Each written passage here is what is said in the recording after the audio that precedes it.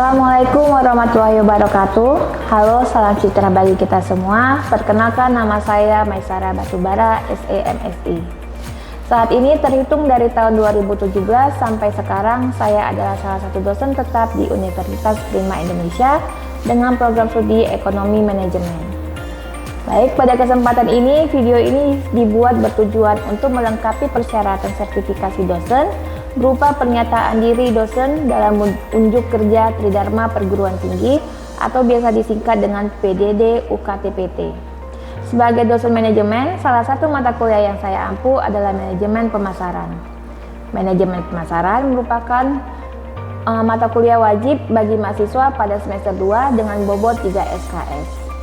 Di video ini saya akan mendeskripsikan secara singkat mata kuliah manajemen pemasaran, di mana secara umum manajemen pemasaran adalah serangkaian kegiatan proses, perencanaan, pelaksanaan, dan pengendalian kegiatan pemasaran untuk mencapai tujuan organisasi.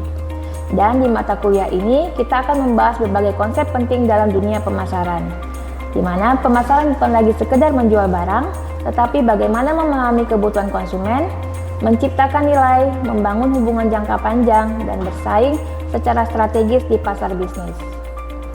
Adapun tujuan dari mata kuliah ini adalah agar membekali mahasiswa dengan pengetahuan dan keterampilan untuk merencanakan, melaksanakan, dan mengevaluasi strategi pemasaran yang efektif guna mencapai tujuan organisasi seperti meningkatkan penjualan, memperluas pangsa, membangun citra merek yang kuat. Selain itu, mata kuliah ini juga bertujuan untuk mengembangkan kemampuan mahasiswa dalam memahami perilaku konsumen, menganalisis pasar, dan menciptakan nilai bagi pelanggan. Capaian pada mata kuliah ini adalah mahasiswa mampu memahami tentang dasar-dasar manajemen pemasaran serta hal-hal yang tercakup dalam manajemen pemasaran. Mahasiswa mampu memiliki keterampilan memecahkan masalah pekerjaan dengan sifat dan konteks yang sesuai dengan bidang manajemen didasarkan pada pemikiran logis dan bertanggung jawab atas hasil yang baik mandiri maupun kelompok. Mahasiswa mampu memahami pemasaran sebagai suatu kegiatan yang luas dari suatu perusahaan. Dan yang terakhir, mahasiswa mampu menerapkan teori dan konsep manajemen pemasaran sesuai dengan studi kasus dan presentasi. Untuk mencapai pencapaian pembelajaran tersebut, ada beberapa topik yang akan kita pelajarin dalam mata kuliah manajemen pemasaran.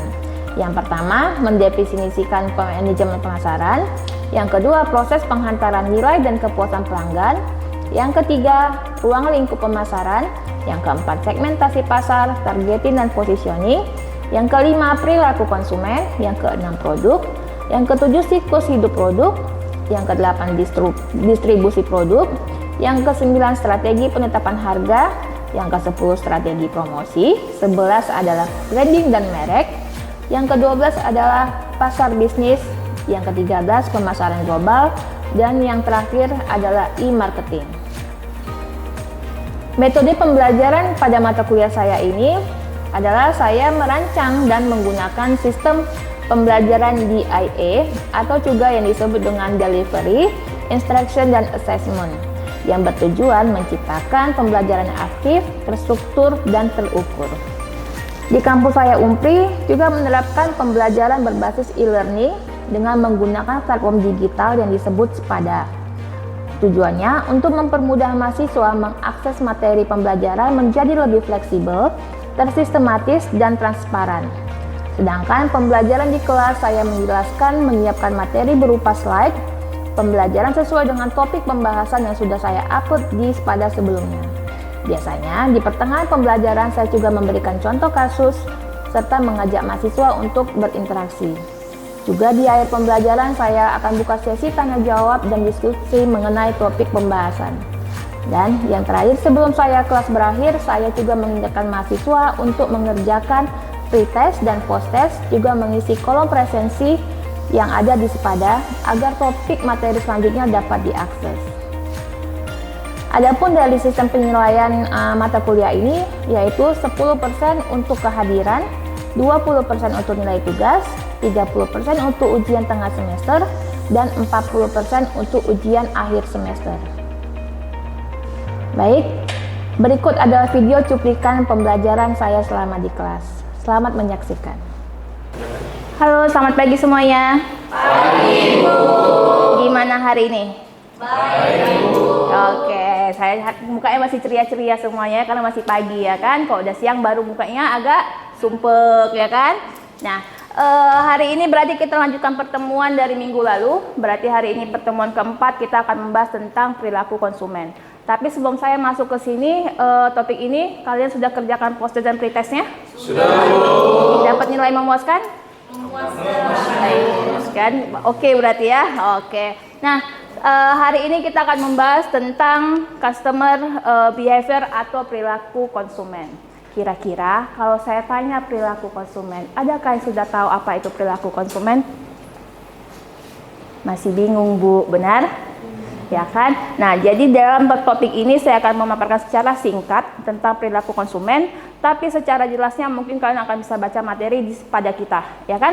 Nah, jadi perilaku konsumen atau customer behavior itu adalah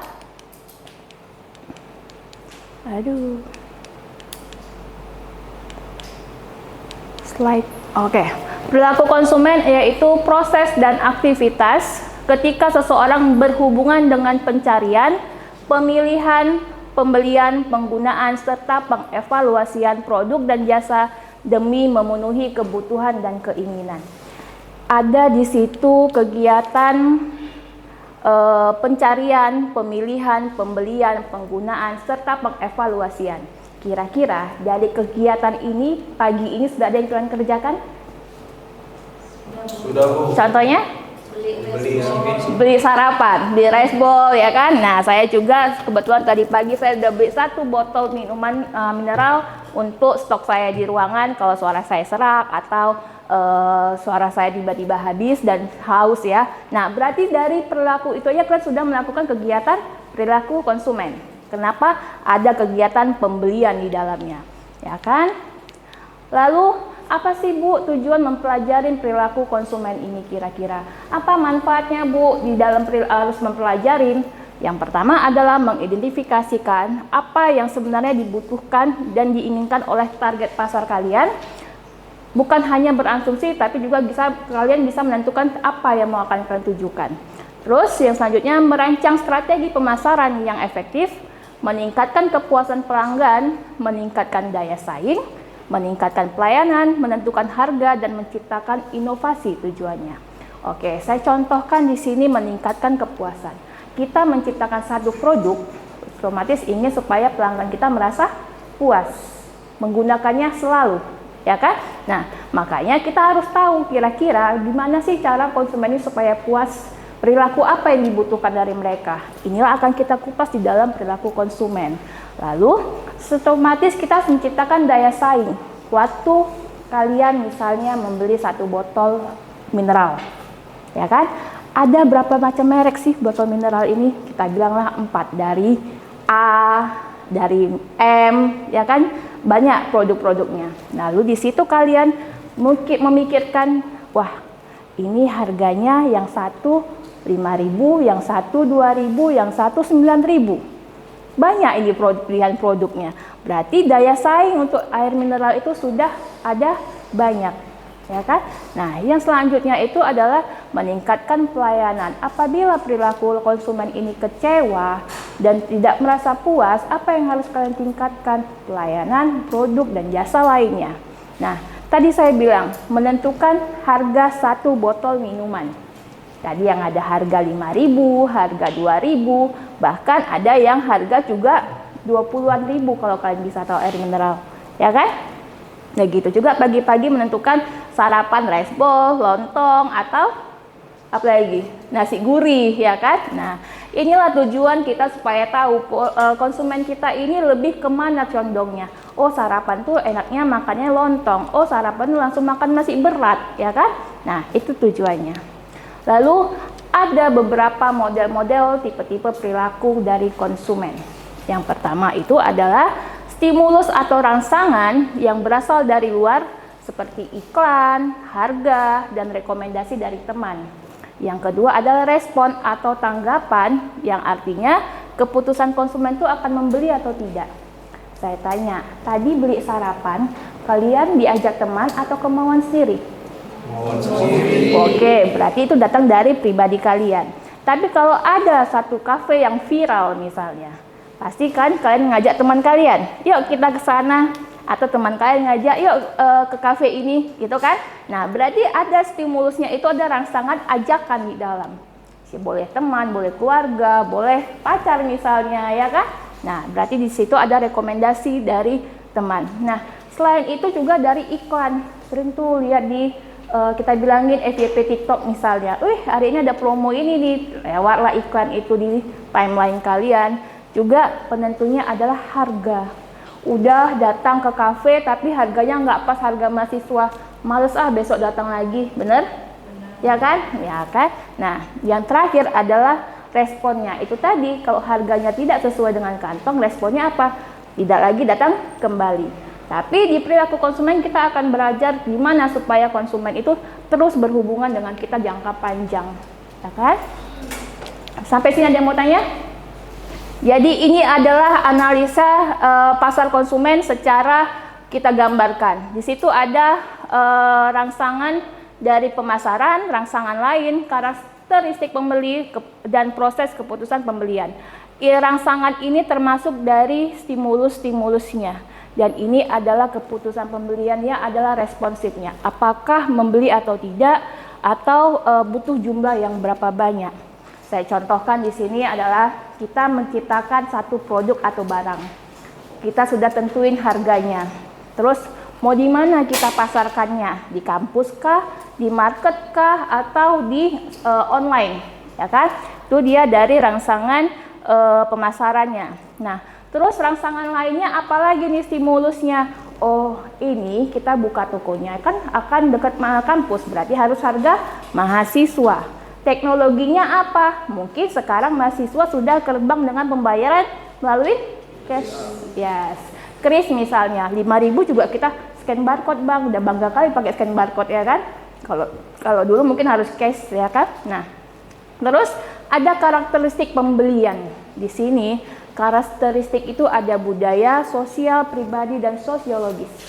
Oke, karakter inilah yang menentukan apakah kalian beli atau tidak. Karakter itu, budaya itu berdasarkan norma-norma kepercayaan turun-menurun. Saya tanya, di keluarga kalian, adakah pantangan-pantangan dari mama kalian? Nah, jangan ini ya, jangan itu ya, untuk beli barang. Adakah? Ada ya, masing-masing keluarga biasanya ada, ya kan? Atau kayak di keluarga pada saat mau beli mobil misalnya, gak usah mobil kecil-kecil, langsung aja mobil gede buat semua, ya kan? Biasa itu mempengaruhi, benar? Nah, terus yang pengaruh dari sosial itu tadi mungkin rekan kerja, teman, saya sering bilang kita ngelihat TikTok, banyak seleb TikTok, selebriti yang lain bisa mempengaruhi pembelian, ya kan? Mulai dari mungkin si Fuji pakai lipstick misalnya, endorsement dari si Fuji, nah besok ini lipstiknya Fuji, benar ya? Ada seperti pengaruhnya, ya kan? Nah, terus masalah pribadian itu adalah gaya hidup. Abang-abang ada yang anak gym? Ada. Pasti otomatis gaya hidupnya untuk anak gym apa yang dibeli? Baju untuk nge-gym, sepatu buat nge-gym, apalagi mungkin makanan mineral buat nge-gym, vitamin, ya kan, untuk apa? Gaya hidup sehat. Atau ada gaya hidup anak sekarang, perilaku konsumen anak sekarang adalah nongkrong berlama-lama di kafe, main game, wifi-an, ya kan? Itu termasuk perilaku dari konsumen, perubahan perilaku konsumen. Nah, selanjutnya adalah tentang sosiologi, yaitu status sosial atau pekerjaan. Mungkin sebagian status sosial seperti kayak saya contohnya ke orang dokter misalnya. Jarang ya saya lihat dokter yang bawa motor. Adakah? Mungkin ada pun hanya beberapa. Ya kan? Kenapa saya bilang seperti itu? Status sosial dokter itu dia membawa pakaian ganti buat jaga malam dia. Dia pulang tengah malam saat selesai berjaga. Mungkin dia lebih safety kalau dia menggunakan kendaraan bermobil, ya kan? Nah, status sosialnya apa? Karena pekerjaannya mungkin dokter. Atau kita contoh selebriti. Selebriti juga nggak mungkin untuk syuting dia bawa banyak perlengkapan, dia naik motor. Mungkin itu pun terjadi apabila dia punya asisten yang lebih mungkinnya, ya kan? Nah, ini adalah karakteristik perilaku konsumen. Lalu yang di sini adalah bagaimana keputusan pembeliannya. apakah dia akan memilih produk tersebut atau tidak, atau waktu dia pembelian dia menentukan berapa banyak produk yang dia butuhkan. Inilah nanti kalau kalian waktu semesteran, biasanya judulnya terhadap keputusan konsumen, ya kan, atau terhadap kepuasan konsumen. Sering nanti terjadi itu waktu di skripsian. Atau sudah masuk? Belum ya? Nanti akan segera semester selanjutnya. Oke, sampai dari analisis ini ada yang ingin bertanya? Aman? Oke, kita lanjut tentang tadi model perilaku menurut para ahli seperti Henry Eisel adalah sebagai berikut. Dan ini adalah perilaku konsumen, saya akan menggambarkannya. Nah, waktu saya contohin, sini ada yang sudah bekerja? Ada? Oke, saya anggap kita contohin sebagai sales marketing dari mobil, ya kan? Kita dealer mobil. Nah, pada saat masuk ke dalam toko atau dealer mobil, kita sudah bisa tahu siapa konsumen yang akan masuk ini. Apakah bapak-bapak, anak muda, ibu-ibu, atau remaja? Ya kan? Oke, berarti yang masuk ini satu keluarga. Ada remaja, ada bapak-bapak, ada mamanya, ada juga anaknya. Ya kan? Berarti dari situ bisa ditipukan bahwa mereka membutuhkan mobil untuk belum tentu. Kenapa saya bilang seperti itu? Ya, bisa saja mobil keluarga mereka sudah ada, namun ingin menambah buat anaknya yang akan masuk kuliah misalnya, atau menambah buat ibunya untuk berbelanja jemput anak sekolah misalnya, ya kan? Tapi sudah ada gambaran bahwa ini keluarga yang akan membeli mobil berdasarkan yang lainnya. Nah, terus apa yang menjadi kebutuhan? Itu tadi saya bilang, kebutuhannya untuk apa ini? Untuk di kota-kota aja, touring keluar kota, atau buat keluarga bisa masuk semua, ya kan? Nah, terus kapan dan bagaimana mereka akan membeli? Dan selanjutnya, siapa yang bertutur inisiatif? Kalian waktu masuklah itu keluarga ke dalam, kalian boleh tanyakan, maaf Bapak, Ibu, bisa saya bantu informasi mobil apa yang dibutuhkan? Oh, ini buat istri saya ini nggak pandai buat manual misalnya. Carikan dulu Matic yang kecil untuk dipakai di kota. Dari situ sudah dapat gambaran bahwa dia butuhkan mobil car city, ya kan? Nah, terus dia akan memberi, siapa memberi pengaruh? Berarti yang dibutuhkan itu adalah istrinya. Pengaruhin istrinya. Bu, ini aja mobilnya, mobil saya ini keluaran begini-gini. Ibu nggak capek buat ngeparkirkan mobilnya. Kenapa? Ada untuk aplikasi ladies, woman atau apa yang bisa parkir otomatis misalnya, ya kan? Kasih simulasinya. Terus ujungnya siapa yang ngambil keputusan? Apakah bininya atau suaminya? Suami, ya kan? Nah, bujuk rayu dari istri yang memberikan keputusan adalah suaminya. Kenapa? Mungkin suaminya yang akan membayarkannya. Gini Pak, pembayaran kita bisa dikasih cicil berapa kali kita buat? 3 tahun misalnya. Dengan asuransi bla bla bla bla misalnya, ya kan? Nah, terus siapa yang melakukan pembolehan? Baik, siapa yang akan memakai produk itu tadi mungkin istrinya. Ini adalah stimulus perilaku konsumen secara dasarnya kalau kita datang ke satu dealer. Nah, pada saat masuk ke dalam dealer mobil, mereka pasti mencari informasi. Kan tadi saya bilang, informasinya apa? Ingin mobil seperti apa Ibu? Oh, saya pengen cari yang city car. Masuk ke dalam, kalian kasihlah mungkin brosur. Saya ada ini nih. Yang bagaimana? Saya cari mobil yang ada warna pinknya misalnya. Kalian langsung tunjukkan mobil pink city car ini misalnya. Terus membandingkan produk, tapi apa kelebihan mobilnya ini? Kita bilang mereknya A. Ternyata di produk yang B, mereka sudah sebelumnya datang ke dealer yang sebelumnya, mereka bilang, oh kayaknya tapi di mobil yang ini ada ini ya, mobil kamu kok nggak ada misalnya. Dia mulai membandingkan, ya kan? Ah kayaknya ini option dulu deh, masih banding-banding dulu, masih mikir-mikir dulu. Nah, pada saat dia memutuskan beli mobil kalian, selanjutnya dia akan menggunakan produk dan evaluasi. Dia sudah beli, dia sudah gunakan, dia akan mengevaluasinya seperti apa. Ternyata di dalam ini lebih lembut dari yang diperkirakan. Ternyata di dalam ini lebih hemat pemakaian baterainya atau bensinnya atau yang lainnya. Ya kan, dia akan mengevaluasi setelah dia menggunakan. Seperti kita datang paket, setelah dipakai bajunya nggak nyaman pun, ya kan? Seperti itulah dia konsumennya. Nah, kalau tidak nyaman mereka akan membuangnya atau mereka mulai menyisihkannya atau mereka akan berpikiran ulang untuk menggunakannya lagi. Atau kalau kayak mobil mungkin dia akan menjualnya lagi atau dia akan memberikan ke anaknya, ya kan? Intinya bahwa dia akan disinilah mengevaluasinya. sampai di sini ada yang mau bertanya? Sampai informasi saya ke kalian. Apa saya kecepatan? Aman ya? Oke. Selanjutnya perubahan sekarang adalah di era digital. Bu, sekarang kami jarang kali beli baju atau pakaian atau apa ke toko. Kami lebih seringnya beli aja Bu dari e-commerce. Benar sekarang? Nonton TikTok live Bu, nonton begini. Inilah perubahan di era digital. Jadi perubahan perilaku konsumen itu berubah drastis semenjak kejadiannya, memang sudah lama sebelumnya, tapi semenjak perjadian COVID waktu 2018-2019, semua hampir kita tertutup toko-toko, maka banyak yang berubah membeli belanja secara online, ya kan? Nah, mulai perubahannya itu kenapa? Seperti kayak kita pekerja tetap waktu COVID itu bekerja, tetap datang ke kantor, ya kan? Nah, mereka tetap harus menggunakan pakaian pengganti mungkin setiap bulan beli baju atau yang lainnya. Perubahan digital yang lainnya itu bisa disebabkan juga karena sudah makin banyak variatif di dalam pembelanjaan e-commerce sekarang, ya kan? Kalian sekarang saya tanya, lebih senang belanja langsung atau beli online? Tetap langsung. Mana yang langsung? Oke, yang online? Iya, nanti akan saya tanya kenapa perbedaan belanja online atau yang lainnya. Nah, perubahan inilah sekarang di era digital yang lebih dimanfaatkan orang.